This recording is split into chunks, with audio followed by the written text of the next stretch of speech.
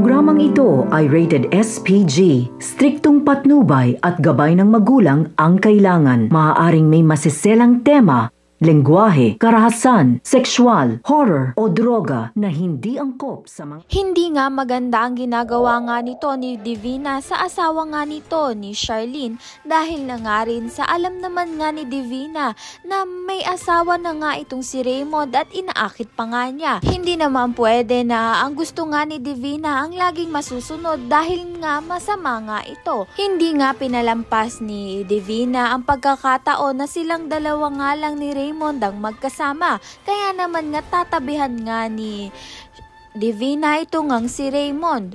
Ngunit susulpot nga itong si Charlene dahil hindi na nga siya mapakali nga dito kay Divina. Wala nga siyang tiwala dito kay Divina. At tama naman talaga ang mga hinihinala nga nito ni Charlene dito nga kay Divina.